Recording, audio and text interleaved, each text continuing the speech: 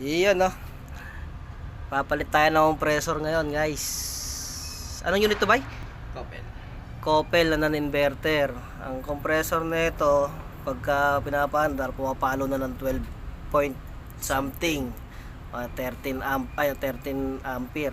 Almost. So, high ampere na siya kasi indicate lang sa kanya 6.2.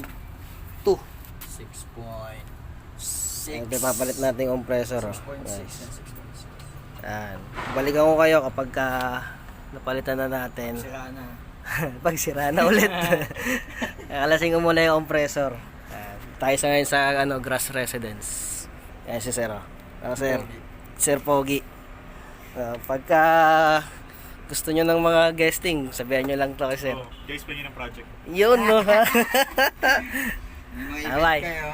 Ito pa Let's isang go. pugi. Peace. Hindi, ayaan nyo na isa. Okay, guys. Ito na, napalit na natin yung compressor. Palitan na natin. Ito yung dati niya, nag-high ampere. Grabe, sinukan langis, oh. Ayan, oh. Sinukan ang langis ng dating compressor. Kapagpalit na tayo, testing na natin ngayon kung aandar. Balikan ko kayo pagka umandar na. Kasi medyo matagal yung delay time na ito, eh.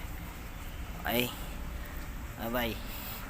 Okay nga lang dyan. Ay nga pala, nagpalit din kami ng pan motor. Kasi halos ayaw na siya umandar, stock up na. Sunog na rin yung windings. Nadamay dahil dito sa compressor. Dating compressor. Ayan, balikan ko kayo. Yun, no, umandar na yung unit, mga buddy. Okay na siya. Okay na. So, okay yung compressor na pinalit natin. Working na. Moisture na rin to. Moisture na. So,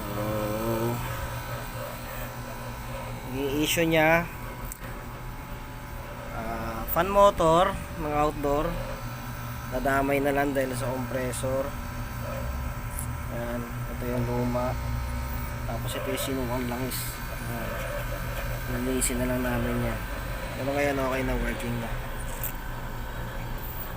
Okay? G!